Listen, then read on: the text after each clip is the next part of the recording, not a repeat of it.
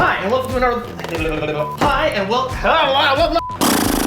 Welcome to another Army Showcase here on On Tabletop. We have with us a very cool, fully customized army. It's the Sisters of Battle, but like you've never seen before, punk rock sisters.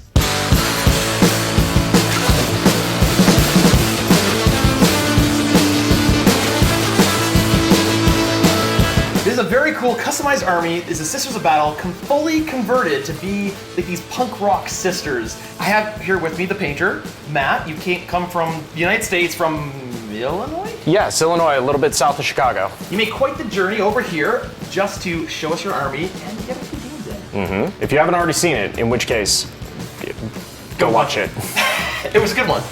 What drew you to 40K and particularly the Sisters of Battle? And tell us this journey, how you decided to bring these Sisters of Battle into a punk rock state.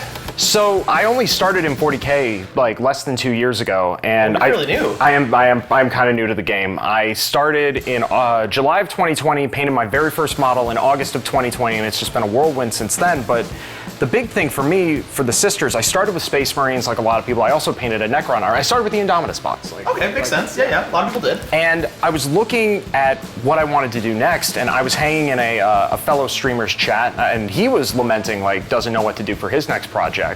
And one of his moderators has a name, Riot Sister. And she and I have grown to become very good friends, and I'd had this inspiration. I was like, Riot Sister. Sisters of Battle. And then I went to punk rock right from Riot, and it was a punk rock Sisters of Battle army, and I suggested it to him. I was like, hey, Thunderhead, like, what about a punk rock Sisters of Battle army? He's like, you do that.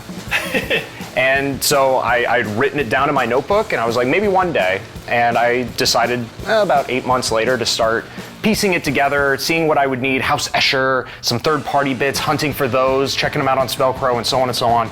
And then I did a test unit of 10 of them, and I shared them on the Play on Tabletop Patreon Discord. Join it, by the way. And thank you for that plug. And I shared it, and Tycho saw it, and he reacted, and after I picked myself up off the floor, he was like, oh, I can't wait to see you do the rest of the army. And I was like, oh, I guess I do have to do the rest of the army now. So that turned into 9 weeks to do all of this. You did that entire army in 9 weeks? Yeah, and I did Tycho's in 6. So, are you a punk rock fan yourself? I am a little bit, yeah. I'm by no means like the guy who could name every band, but it's a musical genre that both aesthetically as well as tonally really appeals to me. Obviously, by that, the tonal you mean like crazy hair, the electric guitars, the stereo backpacks. Yes. The fact that I was able to find exactly the right bits, even though they were kind of intended for Noise Marines. I can't deny there is a very interesting parallel. That's kind of why some of them have Noise Marines on their bases, because we're showing who the real rock stars of the 40K universe are. Tell me all the different things you did to make this a punk rock as opposed to just a regular Sisters of Battle army. So let's start with this one, for example. I took a Sisters, Battle Sister model, and then I also took a House Escher model, built them both, built their bodies completely, and then cut them in half. right at the belly, and then I would use green stuff, milliput, whatever material I happen to have available at the time, and I fused them together, and I even used chain and made little belt buckles. Oh, you totally did, to hide that seam. Very smart. So it added to the aesthetic, and it hid what was, a build flaw. Yeah. So from there, it was just a matter of I wanted guitars on them as much as possible, and if there was a guitar on the backpack, just put a gun in their hand just so that there was a guitar on the model. Almost everybody has some sort of instrument. Yes, and then I just clipped away a little bit of the bottom of the guitar to then put a bolter on it. To take the bolter that would normally be in the Sister's hands. And I was very much inspired by that special edition Noise Marine with the built-in gun tar. It's so cool. And that was kind of like the inspiration for the whole aesthetic. And from there, Escher already had that great punk look, lots of mohawks, big bright colors, and I just ran with it. They're the only models in the army that are not modified or kit bashed. And yeah, even this one, I filled up the simulacrum. So normally shrine. There's a relic in here. Yeah, there's skulls. And now it's a speaker. Yeah, it's a big speaker. The best I could do with my, at the time, what sculpting tools I had. That's great, man. The only things that aren't modified in any way in this army are the Repentia, because they're actually like, these new Repentia models are so punk rock. I just colored the hair instead of making it black or white. You didn't need to do much to make them punk. No, they have the look. They got this mosh pit vibe to them that is exactly what I'm looking for. I don't think you'd want to be in a mosh pit with them, though. No. That's more of come like, out with fewer limbs. That's a blender. It's more a blender. And then Celestine was just coloring her different, because they're called the Order of the Iron Maiden, to harken back to that metal punk rock aesthetic. The Order of the Iron Maiden. And Celestine is the Iron Maiden, so I gave her chrome skin and colored everything to be nice and metallic. And of course, you can't have the Order of the Iron Maiden without Inquisitor Eddie. A good friend of mine, Ryan, I found a 3D file of like a bust of Eddie from representing him from the Trooper album. Did a lot of modifications. I also freehanded the British flag, so I like to imagine that the spirit of Eddie has now possessed an Inquisitor and molded him much like Lucius the Eternal to make him be Eddie in the 40K universe. I mean, that's the whole aesthetic I wanted to make as over the top as possible. Like the theme behind this is that some Arch and Shroud sisters are sent to find an STC, but they end up finding the Emperor's iPod. You sure it's not a Zune? No, the Emperor was definitely like, he knew the superior technology when he found it. So they go through his iPod, they find all this music and iconography. So I love that like the Imperium has representatives like flying the anarchy symbol, but still supporting the Imperium. And they don't realize what it means? No, it's a 40,000-year-old symbol. They have no idea what's going on. So it just adds this great humor to the army. It's fantastic. And you've got so many references to different albums and bands throughout here, as well as different just punk rock iconography. It's a very, very unique army. Yeah, I'm very, very happy with how it turned out. It was my very first serious conversion project. Yes. I'd never done anything like this before, short of a head swap on a Space Marine.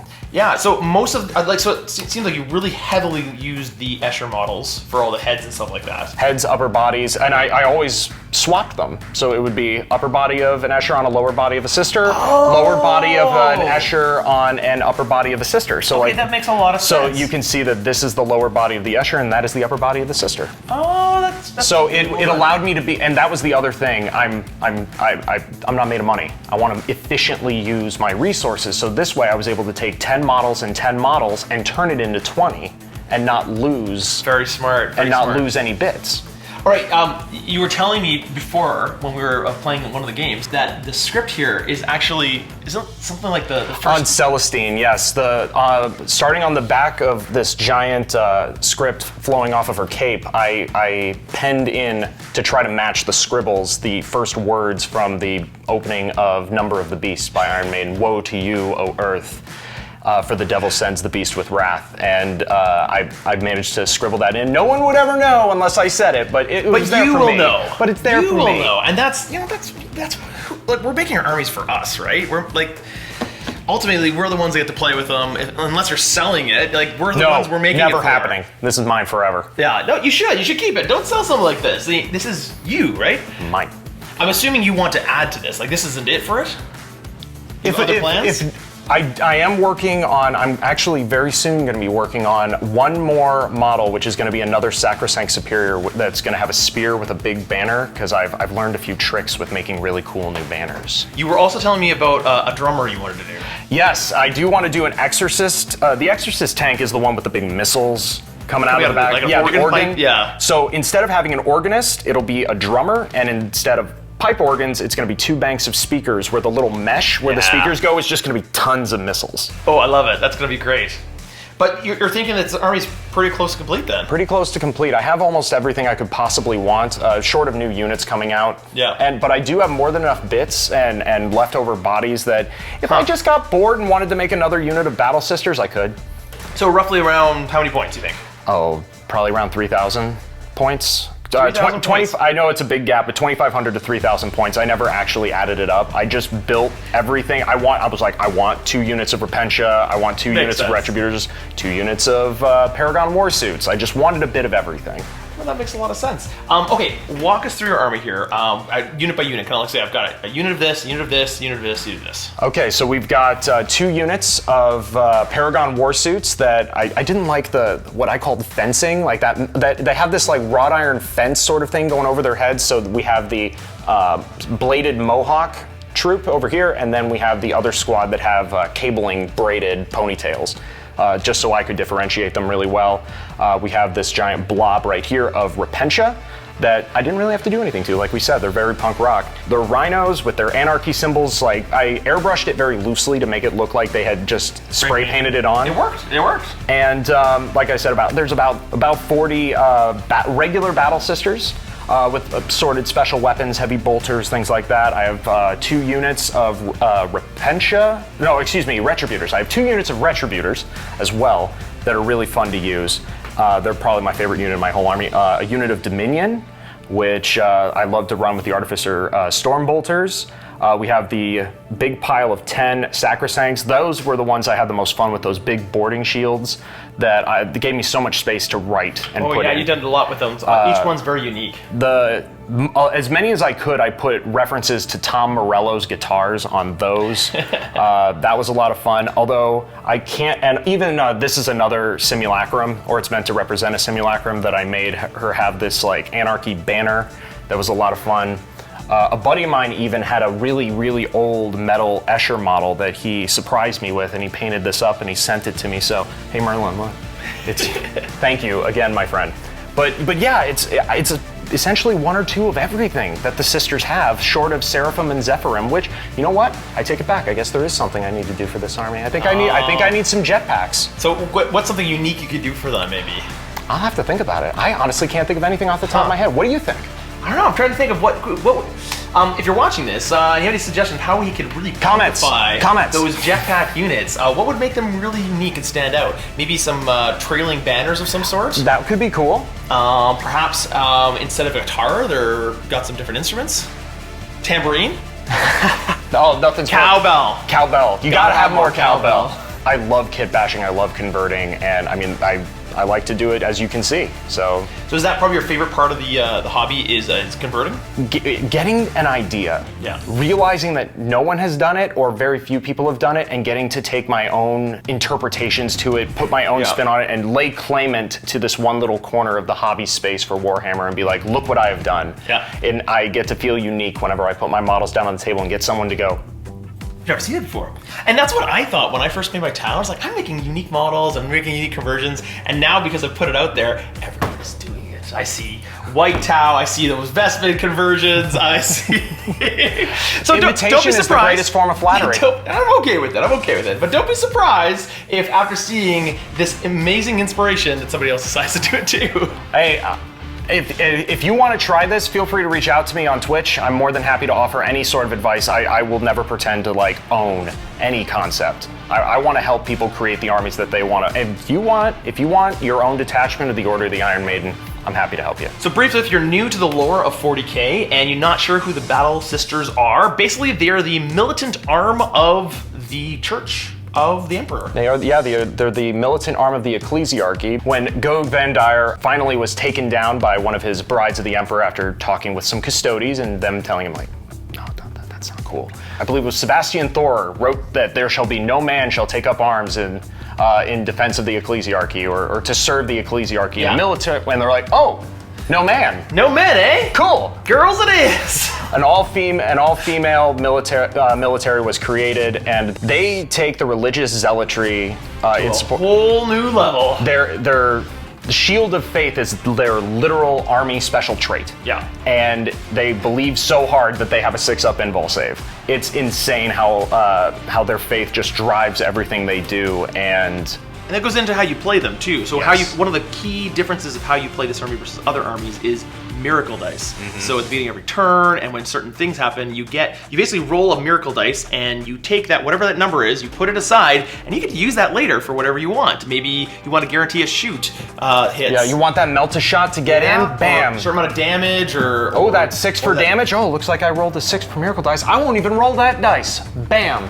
And it's a really unique element to really make the army play a lot differently than other armies, and really make it all based upon their fervent belief in the Emperor.